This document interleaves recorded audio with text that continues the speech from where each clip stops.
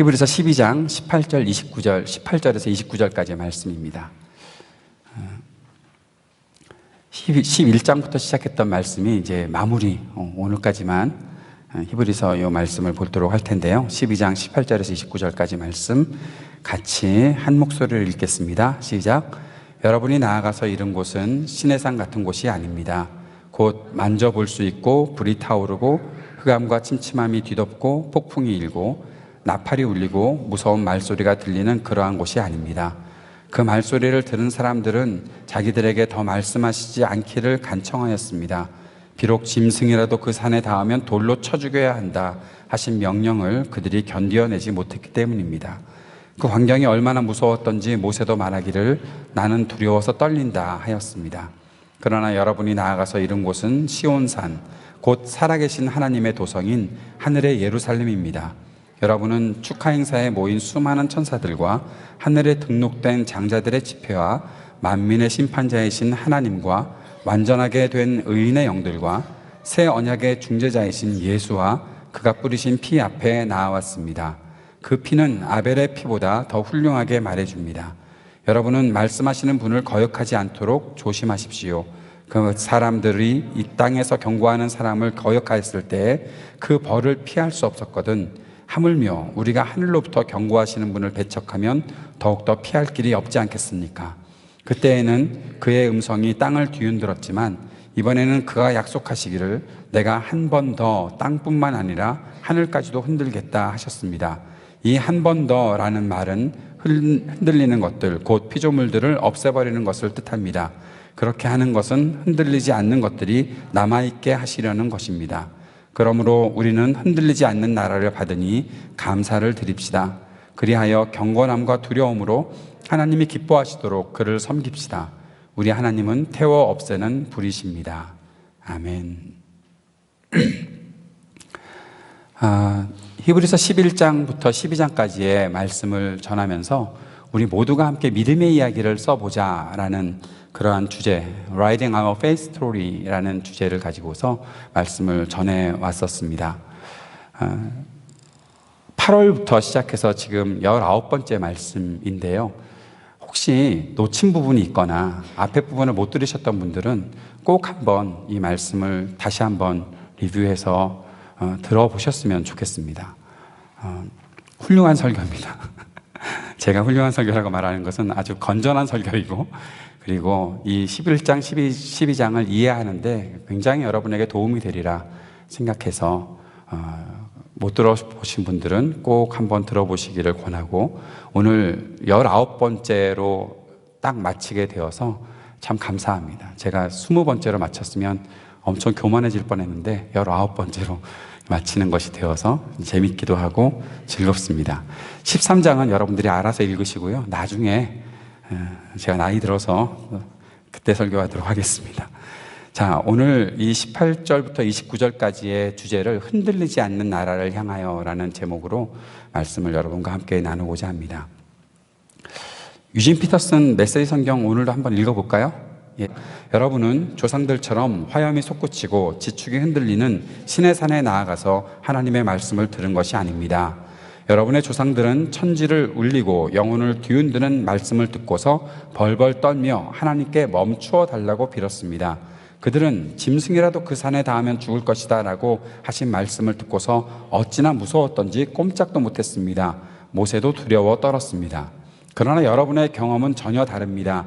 여러분이 이른 곳은 시온산, 곧 살아계신 하나님이 머무르시는 도성입니다. 그 보이지 않는 예루살렘은 축제를 벌이는 수많은 천사들과 그리스도인 시민들로 북적대는 곳입니다. 그곳에서 하나님께서는 우리를 심판하시고 그 심판은 우리를 의롭게 합니다. 여러분은 새 언약, 새로 작성된 헌장을 하나님께로부터 받아 우리에게 전해주시는 예수께로 나아왔습니다. 그분은 이 언약의 중재자이십니다. 아벨이 당한 죽음은 복수를 호소하는 살인이지만 예수가 당한 죽음은 은혜의 선포입니다. 그러니 이 은혜의 말씀에 귀를 막지 마십시오. 땅에서의 경고를 무시한 자들이 벌을 피할 수 없었는데 하물며 우리가 하늘의 경고를 거역한다면 어떤 일이 일어나겠습니까? 그때에는 그분의 음성이 땅의 뿌리까지 흔들었지만 이번에는 하늘까지 흔드시겠다고 분명히 말씀하셨습니다.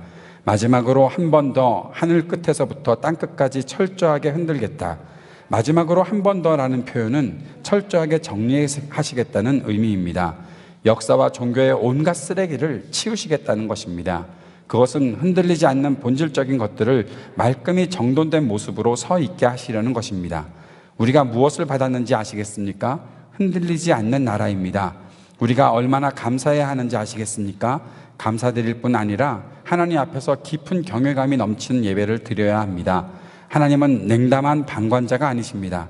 그분은 적극적으로 정리하시고 태워버려야 할 것은 전부 불사르십니다. 모든 것이 깨끗해질 때까지 그분은 결코 멈추지 않으실 것입니다. 하나님, 그분은 불이십니다. 아멘. 조금 더 우리들에게 주는 그 이해를 돕는 몇 가지 부분들이 있었죠.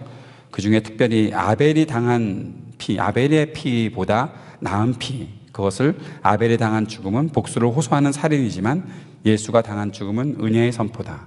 우리를 구원하신 죽음이다. 아벨이나 예수 그리스도나 억울하게 죽음을 당했지만 그러나 예수 그리스도의 죽음은 우리에게 향한 은혜의 선포를 위한 죽음이었다라는 사실을 더 정확하게 말해주고 있는 것 같습니다. 오늘 이 부분을 가지고서 말씀을 전할 텐데 한 가지 먼저 소식을 알려드려야 될 것이 있습니다. 지난주에 우리 형제들에게 음행하지 맙시다 말씀드렸잖아요. 예, 형제들에게 그렇게 말씀드렸더니 자매들께서 항의를 좀 하셔서 왜 자매들에게는 그런 말을 안 하냐고 예, 왜 자매들에게는 아무 말을 안 하고 지나가냐고 그런 것 같아서 음행이라는 것은 우리의 삶 자체를 굉장히 흔드는 것입니다. 어떻게 흔드느냐 하면 하나님께서부터 우리가 거룩하다는 칭함을 받고 그 거룩하다는 것을 통해서 우리에게 주시는 책임과 사명을 다하는 사람들이 되어야 하는데 그 속에서 내가 음행을 저지르게 되면 그 음행 때문에 나의 삶의 이 책임과 사명들이 온전히 감당되지 못하는 일들이 생기게 됩니다. 하나님께서 우리에게 중요한 일들을 맡기시고 그 일을 감당해야 되는데 우리가 저질렀던 음행 때문에 계속 그것이 발목을 잡고 더 이상 나아가지 못하게 만드는 일이 된다는 겁니다. 음행이라는 것은 지난번에 설명드렸지요. 배우자가 아닌, 부부가 아닌 다른 이성과의 다른 사람과, 배우자가 아닌 다른 사람과 성행위를 하는 것이 음행이라고 성경이 그렇게 말해주고 있고 히브리서 12장에서는 분명히 그것을 가리켜서 말해주고 있는 겁니다. 음행 그러면서 우상숭배 뭐 그런 것을 상징적으로 표현한 것이겠거니 하고서 또 그냥 넘어가려고 하면 안 됩니다. 우리의 삶에서 내가 나의 배우자 외에 다른 사람과 성행위를 갖는 것을 하나님께서는 결코 기쁘게 여기지 않으신다. 그것에 대해서 분명히 심판하신다 라는 사실들을 우리가 기억하고 음행하지 말자라고 형제들에게 말했고 오늘 지난주에 못 들어서 아쉬웠던 우리 자매님들에게 말씀드립니다. 자매님들이 그러시더라고요. 자매들도 여자들도 드라마 보고 이렇게 뭐 멋진 남자가 나오면 거기에서 음욕이 일어날 수도 있다. 왜 그런 것은 간과하고 그냥 안 그런 것 척하고 넘어가느냐. 그러지 마십시오. 예.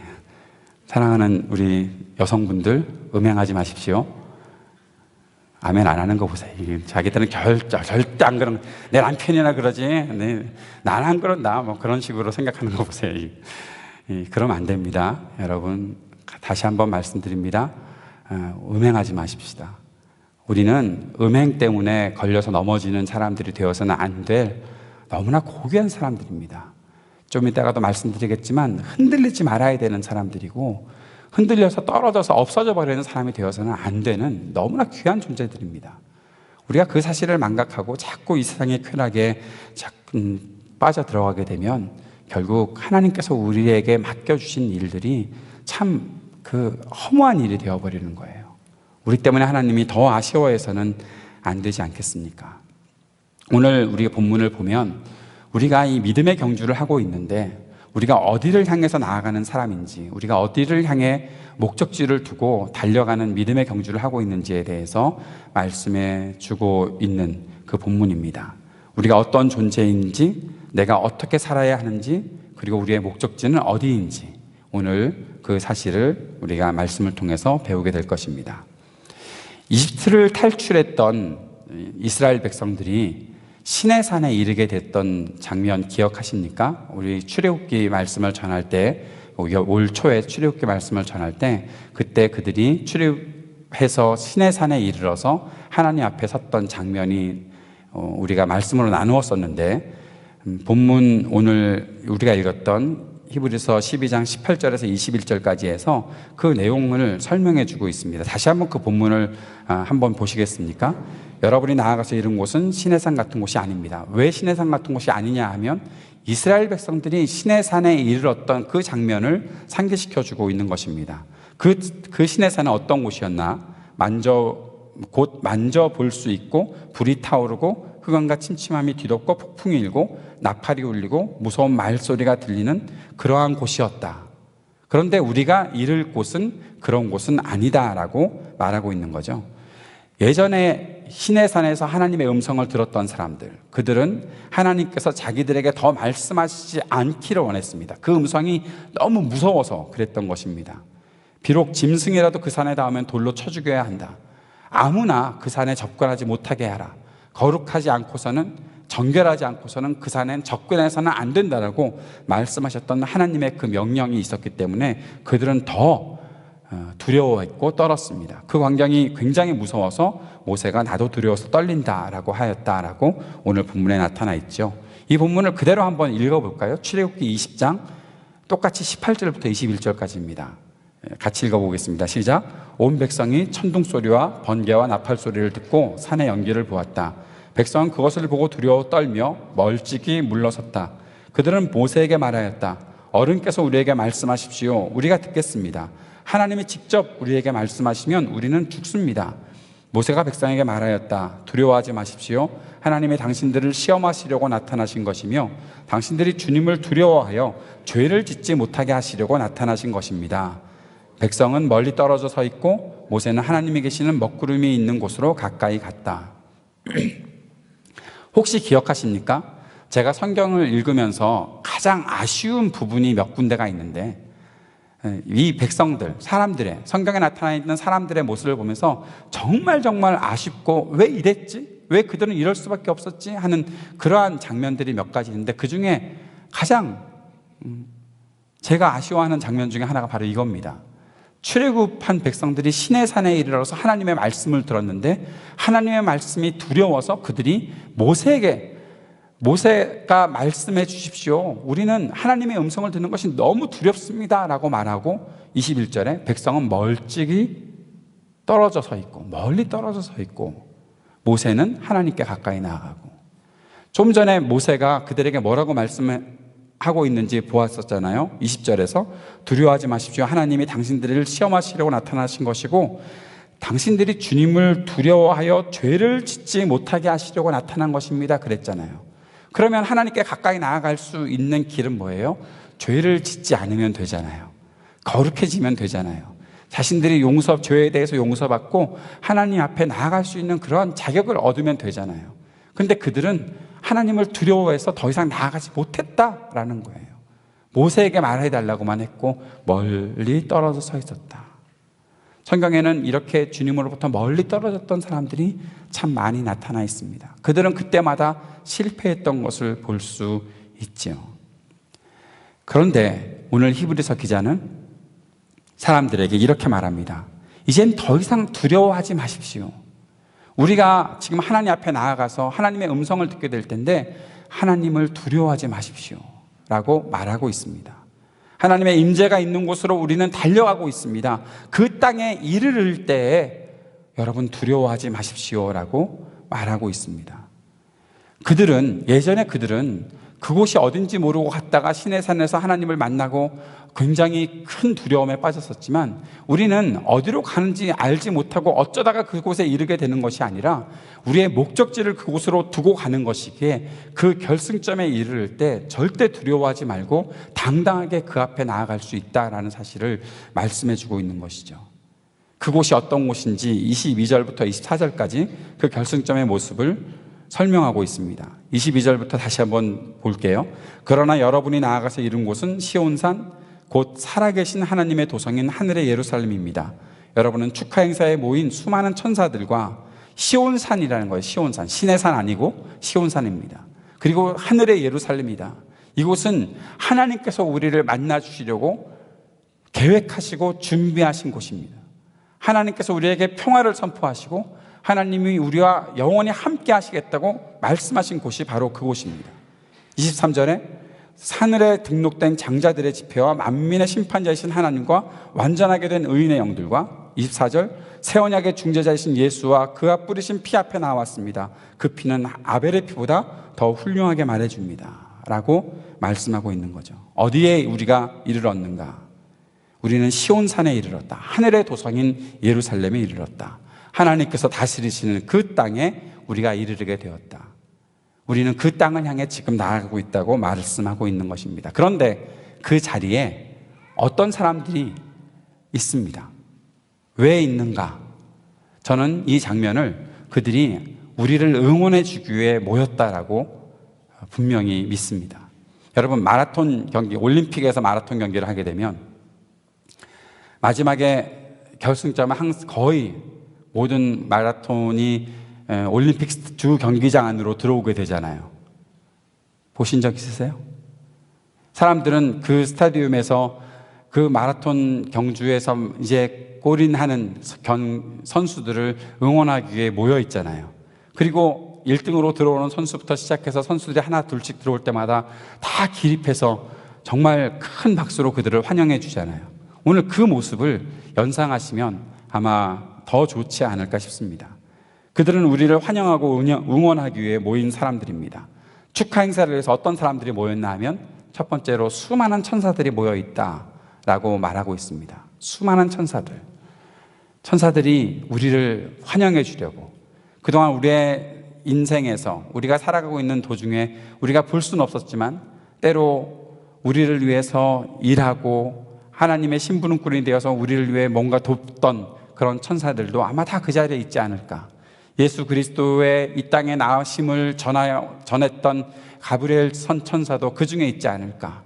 하나님의 천군이 되어서 모든 그 천사들을 군대로 움직이던 미카엘 선지자도 미카엘 천사도 그 중에 있지 않을까. 그 천사들이 우리를 환영하기 위해 모였다라고 여러분 상상해 보십시오. 그리고 하늘에 등록된 장자들의 집회, 이들은 누구를 말하는가 하면 믿음을 지키며 먼저 그 나라에 들어간 하나님의 백성들, 우리 선배들이 그 중에 있다라는 것입니다. 그들이 다 우리를 기다리고 있습니다. 우리가 결승점에 들어올 것을 기다리고 있다. 그리고 그토록 우리가 뵙고 싶었던 하나님께서 계시다. 우리가 눈으로 지금 볼 수 없잖아요. 하나님을 볼 수 없어서 우리는 언제나 갑갑하잖아요. 그런데 그 자리에 우리를 환영하기 위해 앉아 계시다. 그리고 또한 또 사람들이 있습니다. 완전하게 된 의인의 영들이 있다라는 거죠. 완전하게 된 의인의 영들은 누구를 가리키는 것일까? 저는 히브리서 11장에서 우리에게 소개했던, 아벨부터 소개했던 많은 믿음의 선조들이 그 자리에 있지 않을까 싶습니다. 그런데 그들을 이렇게 말하고 있죠. 완전하게 된 의인의 영들. 우리가 믿음의 사람들을 하나씩 살펴볼 때마다 이 땅에 살았을 때는 늘 부족함이 있던 사람들이었다는 사실을 우리가 보았었죠. 때로는 그들의 약함 때문에 그들이 과연 이 믿음의 길들을 완성할 수 있을까라고 생각했던 그들이 그 자리에 있다. 완전하게 된 의인의 영들이 그 자리에 있다. 끝까지 믿음으로 자신의 삶을 채우고 이제는 완전하게 된 의인의 영들이 그 자리에서 우리를 기다리고 있다라는 겁니다. 그 중에 누구를 먼저 만나보고 싶으세요? 혹시 천국 가면 하나님 나라에 들어가서 나를 환영해 주는 사람들 앞에 내가 성경에서 배웠던 사람들 중에 누구를 가장 먼저 만날 수 있을 거라고 생각을 하세요?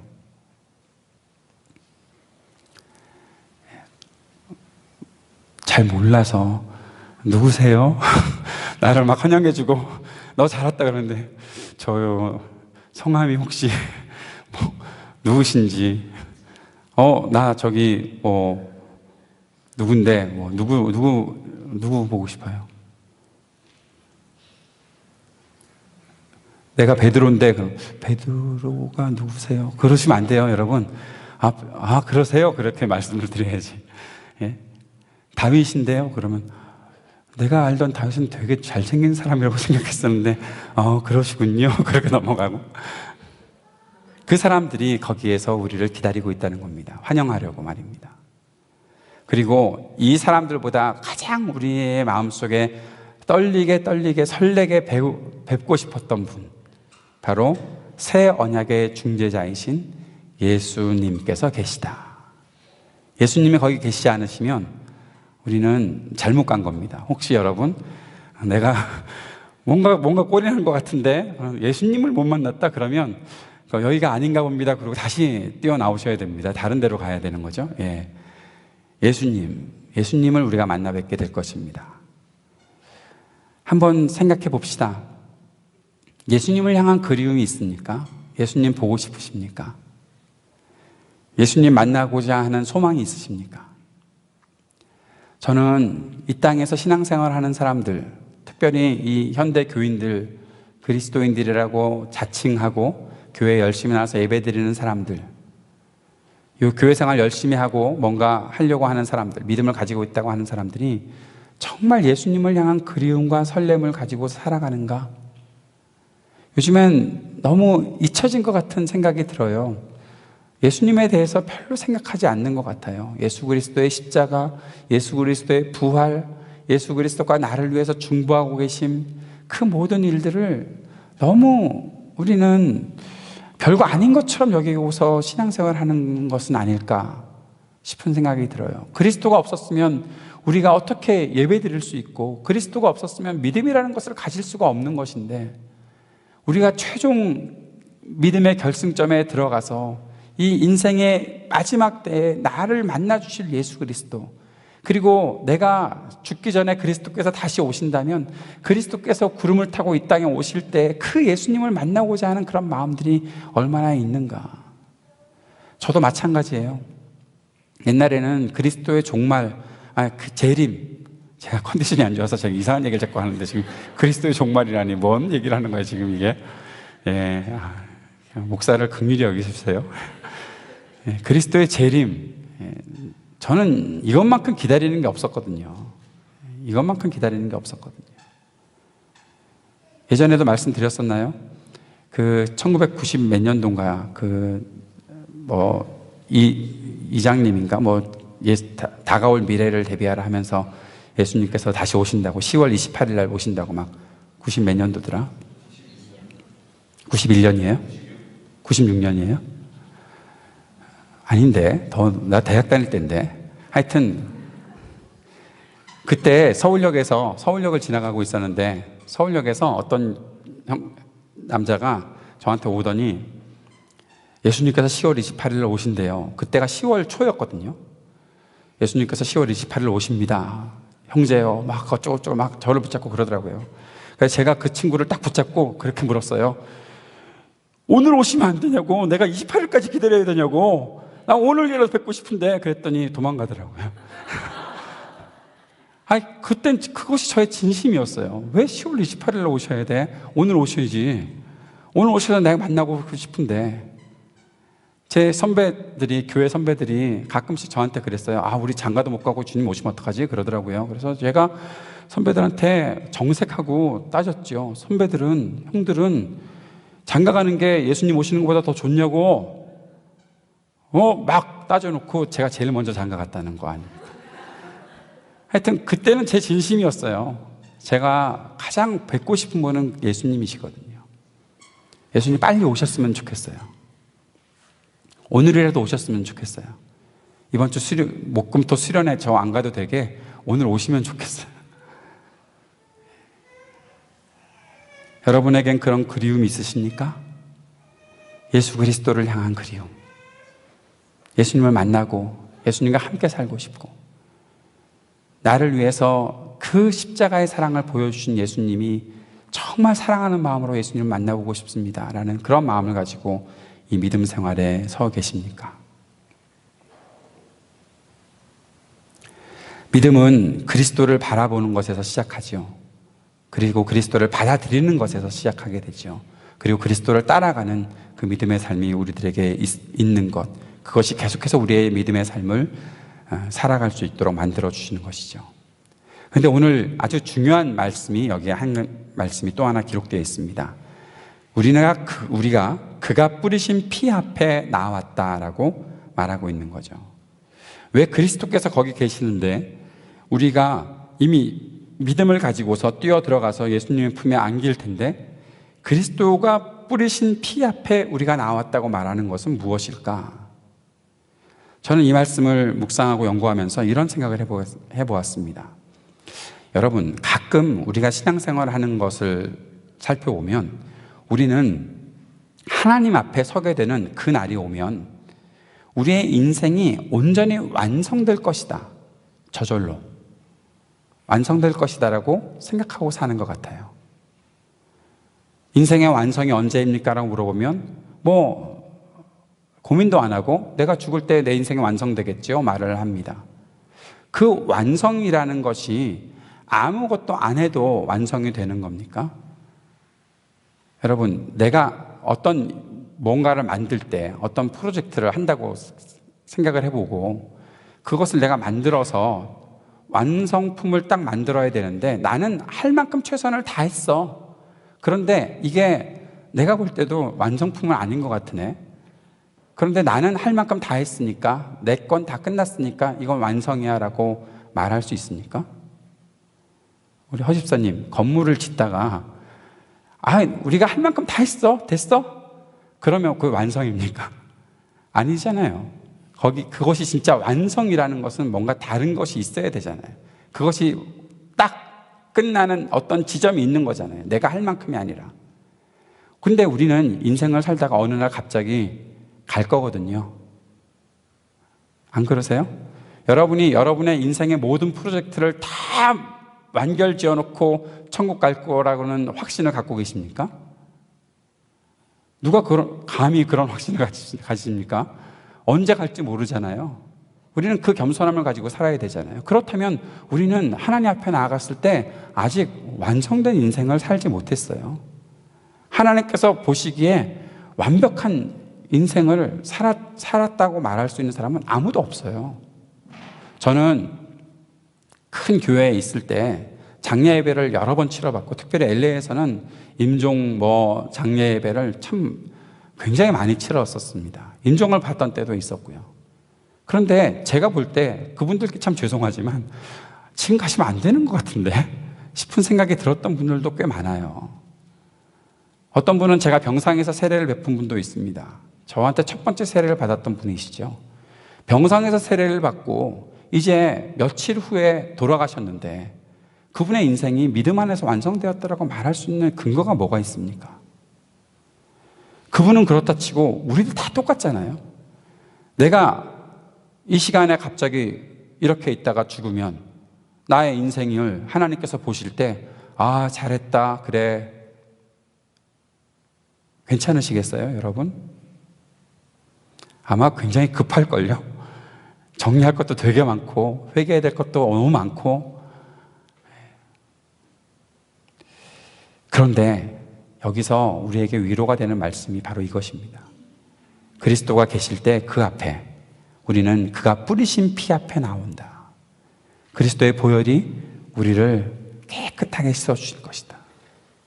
사랑하는 여러분, 최선을 다해서 살면 하나님 은혜와 사랑을 받고 그 안에서 날마다 하나님 앞에 날아가려고 마음 다해 살아가고 그리스도를 바라보고 살고 그리스도를 사모함으로 살면 그의 품 안에 안기는 그날이 왔을 때에 그리스도께서 우리들을 그의 피로 깨끗하게 하여 주실 것이다. 그러니 두려워하지 마십시오라고 말할 수 있는 겁니다.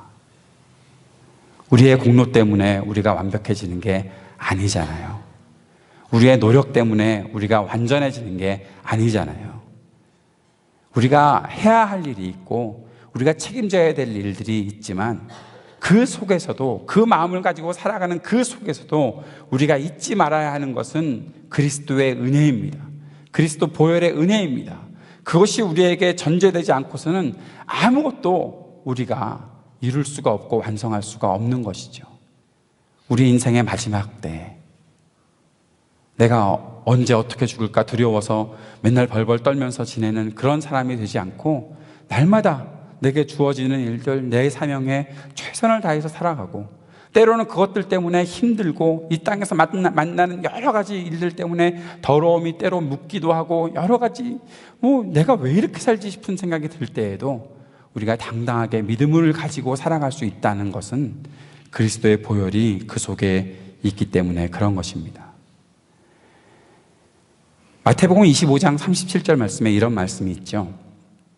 그때 의인들은 그에게 대답하기를 주님, 우리가 언제 주님께서 줄이신 것을 보고 잡수실 것을 드리고 목마르신 것을 보고 마실 것을 드리고 나그네 되신 것을 보고 영접하고 헐벗으신 것을 보고 입을 것을 드리고 언제 병드시거나 감옥에 갇히신 것을 보고 찾아갔습니까? 하고 말할 것이다.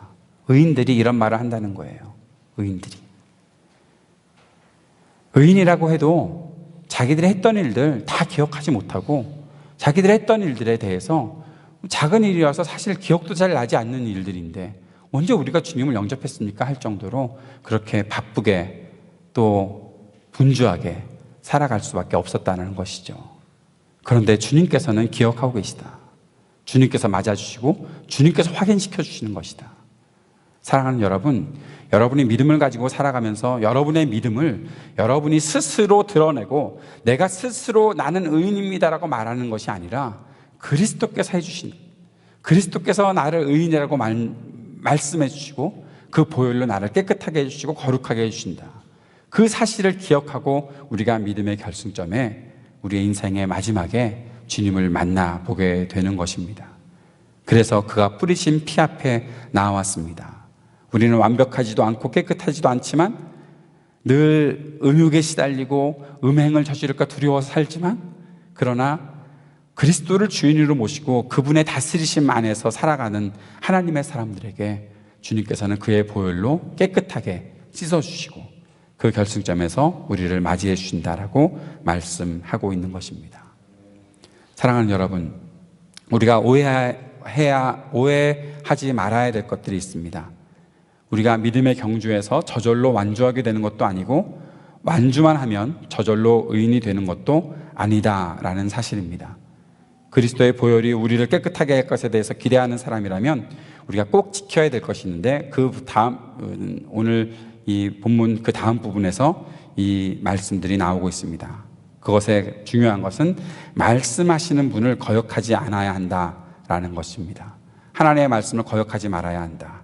하나님의 말씀이 증거될 때 그것에서 벗어나려 하지 말아야 한다라고 말씀하신 것이죠. 수많은 사람들이 하나님의 말씀을 배척했었습니다. 땅에서 말씀을 통해서 경고하는 사람들을 배척했던 사람들이 있었습니다. 그들도 벌을 받았다. 그런데 하물며 하늘로부터 경고하시는 분을 배척하면 피할 수 있는 방법이 없다라고 말씀하신 것이죠. 바로 그리스도의 말씀을 의미하는 것입니다. 이 말씀들을 통해서 우리가 두 가지만 정리하고 다음으로 넘어갑시다. 첫 번째는 믿음의 경주를 완주하기 위해서는 계속해서 말씀에 순종하고 하나님의 말씀과 동행해야 되는 것이다. 두 번째는 완주하여 결승점에 들어갈 때 우리를 맞이해 주시는 수많은 응원단 앞에서 그리스도께서는 그의 보혈로 우리를 깨끗하게 하실 것이다 라는 사실을 약속하셨다. 이 두 가지를 우리가 믿음으로 가지고 더 이 믿음의 경주에 힘을 내어야 할 것입니다. 그리고 이제 하나님께서는 다시 한번 하늘과 땅을 흔들겠다라고 말씀하셨습니다. 시내산에서 이스라엘 백성들이 하나님을 만났을 때 하나님께서는 말씀으로 땅을 흔드셨습니다. 그래서 그들은 아마 그러한 지진도 경험했을지 모릅니다. 그래서 더 두려워했겠지요. 그런데 하나님께서 27절에서 이렇게 말씀하십니다. 한 번 더 땅뿐만 아니라 하늘까지도 흔드시겠다. 그것이 어떤 의미인가? 하늘까지도 흔드시겠다는 것이 어떤 의미인가? 그것은 피조물들을 없애버리는 것을 뜻한다라고 히브리서 기자는 해석하고 있습니다. 다시 말씀드리면 하나님께서 이 땅을 흔드시는데, 하늘까지도 흔드시는데 그 흔드심을 통해서 이 땅에 쓸모없는 것들, 그것들을 다 떨어뜨려 버리시겠다라는 하나님의 의지를 나타내 주시는 것이죠.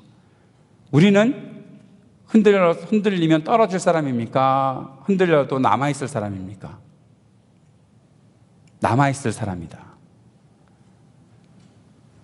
여러분 다 떨어질 것 같아요. 지금 그 표정은 하나님이 뭐 막 하늘조차 뭐 하늘도 아니고 그냥 잠깐 뭐 누가 문을 세게 닫아서 쿵 하면 다 떨어질 것 같은 그런 표정으로 지금 보고 계시는데, 여러분은 안 떨어진다고요.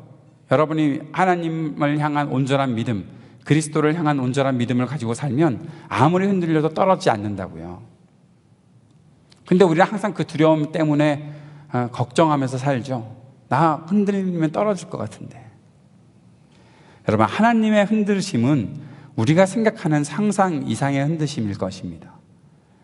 성경에서는 하나님께서 어떻게 이런 일들을 이루실지 몇 번에 걸쳐서 설명하신 것이 있습니다. 시편 1편 4절 말씀에 보면, 시편 1편은 복 있는 사람에 대해서 설명하고 그 복 있는 사람 결국 말씀을 묵상하는 자다라고 말씀했잖아요. 그런데 4절에서 이렇게 말하죠.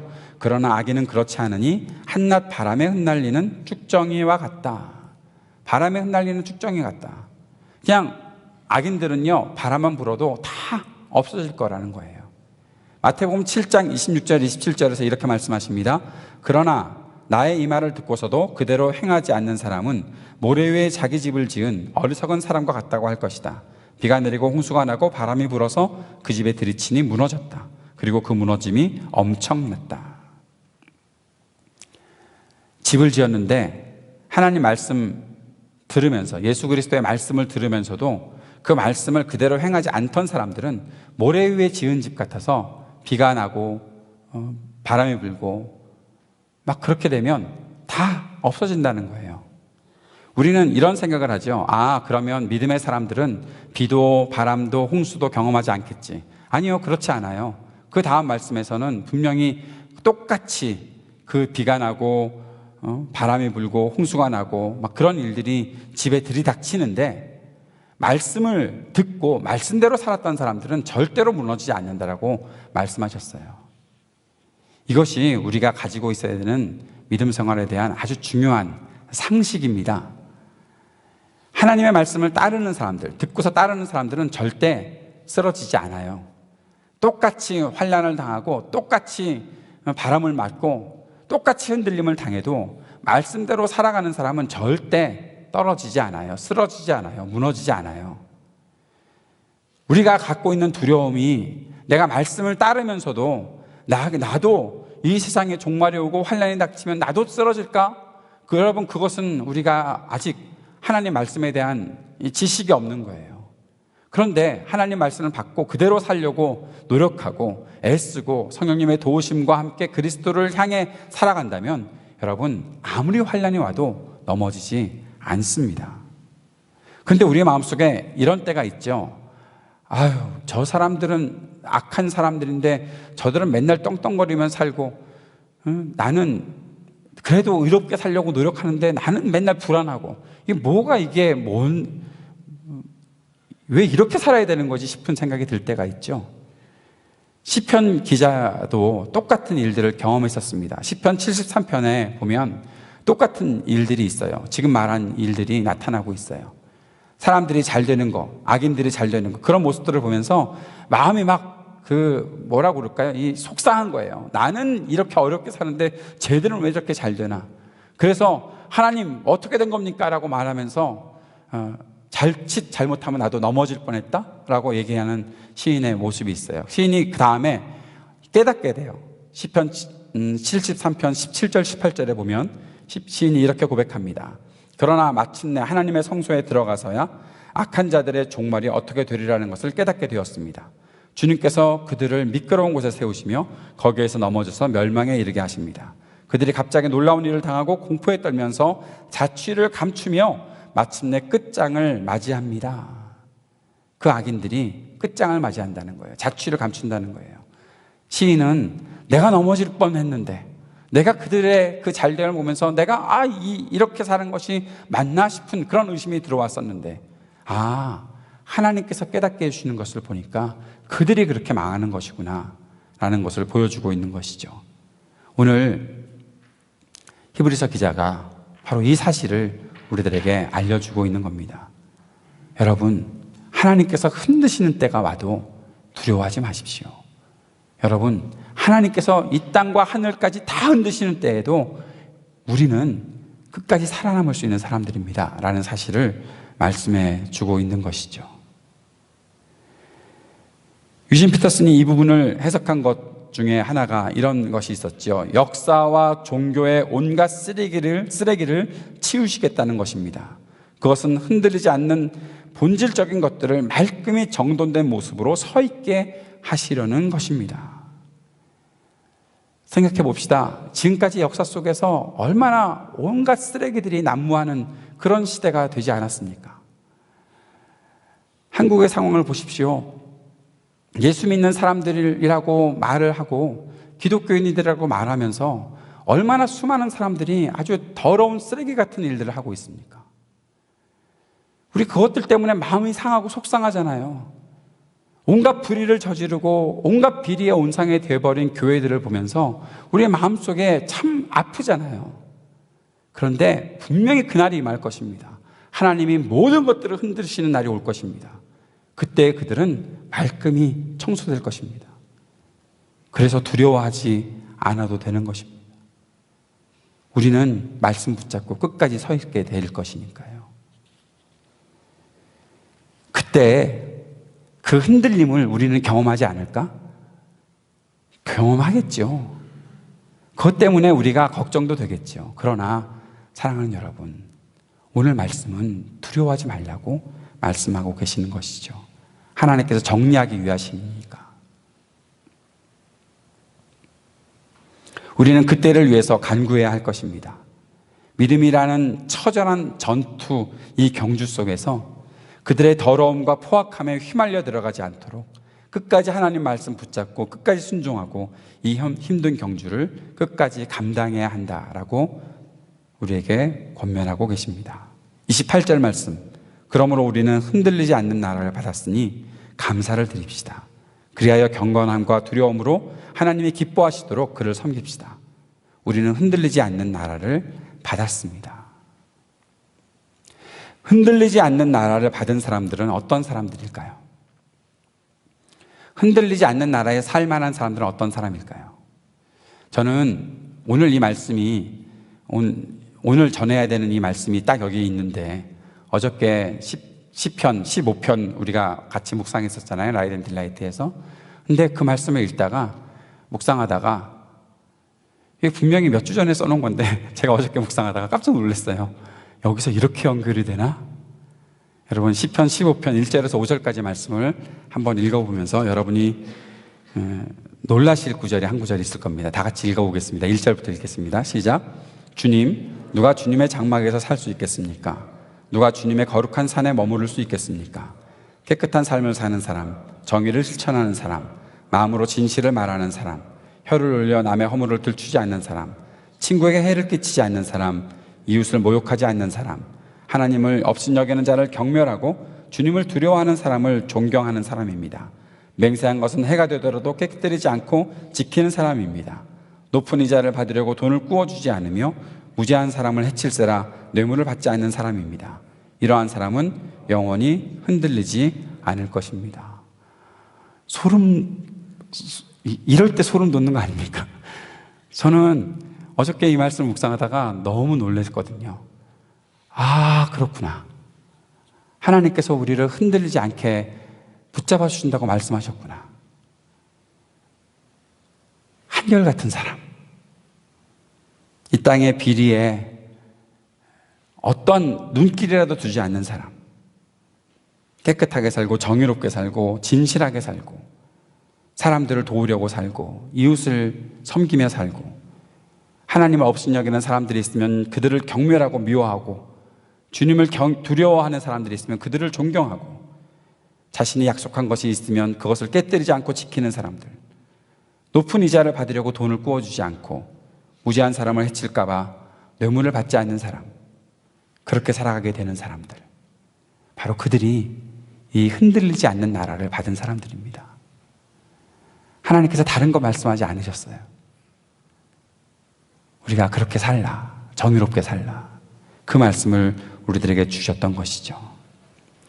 사랑하는 여러분, 하나님 앞에 한결같은 믿음을 가지고 흔들리지 않는 믿음을 가지고 주님을 본받는 사람이 되었으면 좋겠습니다. 최근에 시편을 묵상하면서 계속해서 그런 느낌이 들었습니다. 다윗은 어떻게 그렇게 하나님을 끝까지 의지하는 사람이 되었을까? 시편 13편 5절의 말씀에 보니까 다윗이 이런 고백을 합니다. 그러나 나는 주님의 한결같은 사랑을 의지합니다. 주님께서 구원하여 주실 때 그때에 나의 마음은 기쁨에 넘칠 것입니다. 다윗이 지금 너무 좋아서 평안해서 이런 고백하고 있는 게 아니에요. 자신의 삶은 언제나 위기가 있고 자신은 공격받는 삶을 살아갈 수밖에 없었어요. 그런데 그때에 다윗이 하는 고백이 이거였어요. 나는 주님의 한결같은 사랑을 의지합니다. 한결같은 주님을 바라보고 있으니 한결같아지는 것이죠. 내가 스스로 변함없이 살겠다라고 말해봐야 나는 언제 또 변할지 모르는 연약한 인간일 수밖에 없지만, 나를 향하신 그 사랑을 한결같이 변함없이 보여주시는 주님을 의지하며 살면 우리는 그 안에서 흔들리지 않는 믿음을 가지고 사는 사람이 되는 것이죠. 사랑하는 여러분, 우리 함께 이 세상의 크고 화려하고 강함 앞에서도 담담하게 살아갈 수 있는 사람이 되었으면 더 좋겠습니다. 주님께서 이 땅에 불로 임하실 그때에도 흔들리지 않고 태워서 사라져버리는 사람이 아니라 주님의 마음에 머물러 있을 수 있는 사람이 되었으면 좋겠습니다. 그렇기 위해 매 순간 하나님 말씀 붙잡고 살고 세상의 왜곡과 요란스러움과 자기들의 힘을 자랑하는 그 강한 것들 앞에서 끝까지 믿음을 지키고 견고하게 설 수 있는 하나님의 사람들이 되기를 바랍니다. 그리고 그 날이 임할 때, 우리가 믿음의 경주를 다 마칠 때 그 자리에서 그리스도의 품에 안기고 많은 믿음의 사람들의 격려를 받으며 살아갈 수 있는 사람들이 되었으면 좋겠습니다. 제가 먼저 갈지 여러분이 먼저 갈지 잘 모르지만 먼저 간 사람들은 끝까지 잘 응원해주고, 또 뒤따라가는 사람들은 다시 그렇게 만날 것들에 대한 소망을 품고 이 믿음의 경주를 완주할 수 있는 우리 모두가 될 수 있기를 주님의 이름으로 축복합니다. 기도하겠습니다.